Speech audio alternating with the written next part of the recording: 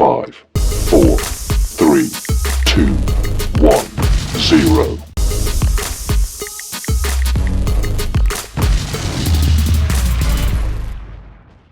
Really quick, I wanted to show you this video and get your thoughts on this. Chuck Schumer just announced, actually, that they're about to send some more money, not only to Ukraine, but also to Israel, to the tune of about $118 billion. The Senate has already agreed, and they're already going to move to try to get this passed. Let's take a look. We're at a turning point in America.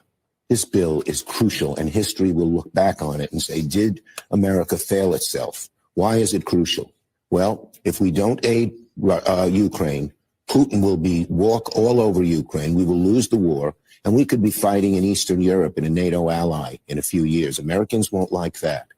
If we don't help Israel defend itself against Hamas, that perpetual war will go on and on and on. If we don't help humanitarian aid to the starving Palestinians in Gaza, hundreds of thousands could starve.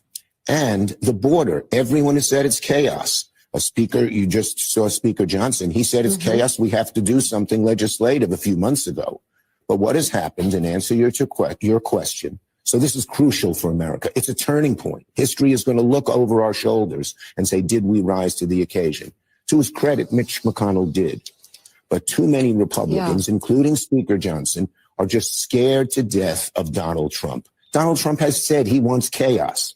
Donald Trump has said, well, wait till I become president. That'll take at least a year. Ukraine could be gone. The border will get much worse. War in the Middle East will get worse, maybe bringing us into it. He's doing it all for political reasons. And let me just say, will senators, the crucial question, the $64,000 question, the majority of Republican senators know this bill is the right thing to do. It's a compromise. I don't like everything in it.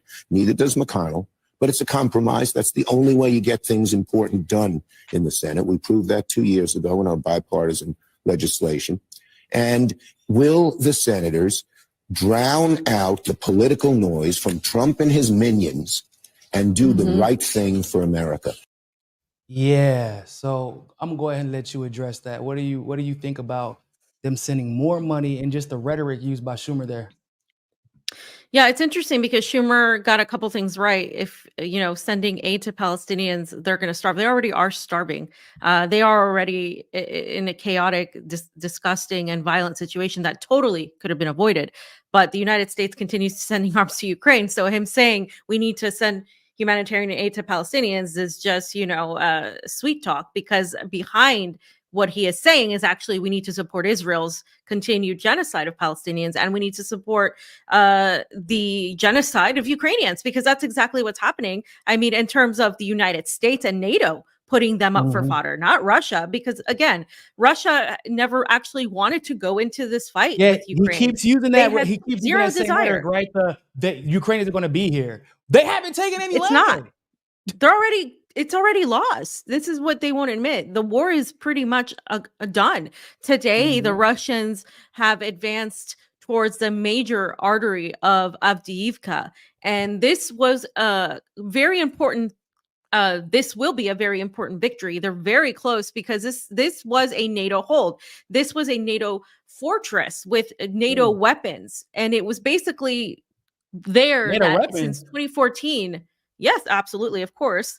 Lord. NATO and U.S. weapons. It's a NATO fortress. And since 2014, it's essentially been used to attack civilians in Donbass directly, to kill so many people since the beginning of this entire thing. And so Russians capturing that is so significant in so many ways. And obviously, they're not going to admit that this is a major pathway that will block Ukraine, that will basically help surround them from all aspects. And so they are not admitting that Ukraine has essentially lost. It doesn't matter, because at the end of the day, Ukraine is what Israel is to the Middle East.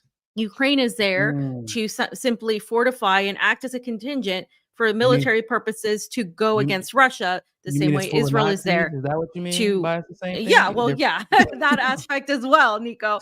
But, it's also militarily, you have Israel there to go after what the United States interests are in the Middle East. And that's all they're there for. So it's very obvious to anyone who sees it. Yeah. So two things that I noticed that were pretty clear. He didn't. You notice when he brought up um, Palestine and the aid to Palestine, he didn't actually mention the fact that Israel is currently blocking the aid. Right. He's like, you can send as much money as you want to, or send as much aid as you want to. We would have to, of course, know how you plan on getting that aid there, because if you're planning on using Israel to make sure the aid gets there, Israel is claiming to send aid to the affected victims in Palestine. They're like literally they're claiming that, but they're Mhm. not, right? Like they're blocking it literally. So there's that. And he's not mentioning that because, well, he doesn't actually, come on, this is Chuck Schumer, guys. He's Zionist with dual citizenship. Yeah. We already know what time it is. But the other thing that I noticed that he said, we got to send military aid to Ukraine so it can defend itself. We have to send military aid to Israel so we can defend it, so it can defend itself. But Palestine, yeah, we'll send some aid. Not going to be military though, right? Like Yeah. there's a stark. Well, So and he Russia believes can't defend inherently itself. that they have the right to defend themselves, Israel and Ukraine, defend themselves, quote unquote, by being Right. offensive. But Palestine, once again, does not have that same right. Right. Palestinians will never have that right in their eyes because they're all terrorists, according to the entire media and and all of these people who tie Hamas to them. And Hamas is part of one resistance factions. There's so many resistance factions. And again, when this is what irritated me today, because I'm sick and tired of seeing the headlines, Israel Hamas war. It is not an Israel Hamas war. It is Israel's war against Palestinians.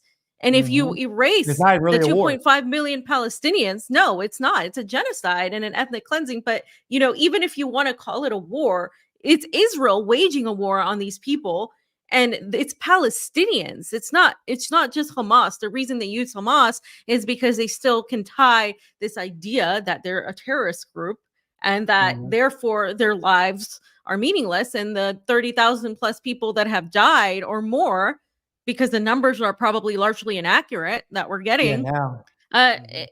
they don't count because they're all terrorists. And so Yep. I'm very sick of That's right. everybody using that title, Israel Hamas war. It is not an accurate title. It's insulting. And what's also frustrating about the thing about Hamas specifically is that you can tell they went for the boogeyman. It was planted the way that they did this. The stories came out. They made sure to mention Hamas, because a lot of these people who are saying Hamas war, Hamas protest, pro Hamas this, pro Hamas that, they had Yeah. zero idea Hamas existed prior to October the 7th, Yep. right? You can't, Yep. if you do the PLO, that's if you say PLO, you can't really say that because then people are going to do research and they're going to figure out the whole history behind that, et cetera, et cetera. Hezbollah is like they've already kind of used that too much. They won't even try. So they had to come up with something new, and they went with this new PR tactic. Let's use Hamas and say that they're terrorists, and that way we can act like everything that is happening now started on October 7th, because y'all didn't know about Mhm. Hamas until October 7th. And it's frustrating because they immediately try to call Hamas terrorists when it's like, okay, so just for argument's sake, how would you define terrorism? And a lot of them will probably say, I don't know, shooting people from Apache helicopters and killing your own people, right? They were trying to kidnap people. Hamas was trying to kidnap people because they were trying to get their prisoners back, which is a whole different conversation. But Israel literally bombed its own people, and they don't seem to care. They keep talking about these prisoners. Release the hostages. Release the hostages. How about you tell your people to stop bombing the goddamn hostages? How about that, right? Because that probably would be a little bit better so that they can actually be released. Or you could have honored the initial deal for 100% hostage exchange that Hamas Yeah. presented, and y'all decided to ignore. But go ahead. Israel doesn't care about the government of Israel does not care about the hostages, so much so that their own people have realized this and have been Mhm. protesting them constantly. I did a whole story on this on RT because they actually, back in the day, Israel used to exchange thousands, even up to thousands of Palestinian prisoners that they still have in Israeli jails, by the way, including children. And nobody cries about those children in the media, by the way, but they would exchange them for like one or two Israeli soldiers, and that would happen no Mhm. problem. And nowadays Israel refuses to do any of this, and they have even said that they don't actually put the prisoners, the hostages' lives in some sort of, number one priority. Their priority is to destroy all of Hamas, and they have said this. And so this is why their people have been protesting them, and they're angry, and they're even like, all right, do a ceasefire, because Hamas has said there will not be more release until there is an actual ceasefire. Now, a lot of people even have different opinions on what a ceasefire means, because does a ceasefire mean Palestinians can't defend themselves? Because again, they are fighting an occupation in which Israel doesn't have international law on its side, because it is an occupation. And so there are so many things that have happened recently that really show us, Niko, that people like Palestinians and people in the global south, largely people of Arab descent and other people, don't have the same rights and the same justice from international law as do their Western counterparts. And that has become very clear from the ICJ ruling, because after that, Israel didn't care. The United States shrugged it off, and they have continued killing Palestinians, and not just in Gaza, by the way, in the West Bank, where there is no Hamas. Yeah, people keep ignoring that. That's what I was going to say. A ceasefire in Gaza does not necessarily that Israel will stop its aggression in the West Bank, that people, for some reason, are not talking about. And even with the mainstream media, with some people finally coming around on how to cover the Gaza situation correctly and ask the real questions. No one in mainstream media, from what I've seen, has actually asked, so hold up real quick. This happened today in the West Bank where there is no Hamas. And I thought this was a Israel-Hamas war. Why are you killing Palestinian kids in the West Bank? And no one has really asked that question. I want to go ahead and go over some of these super chats really quick. Sparky, thanks for the super chat. One of my brothers spends U.S. winters in Marseille. Oh, really? Smart man. In Brazil, I'm assuming. Make Ukraine Russia again. Yeah, it might be. By the end of this year, it might be. And you know what?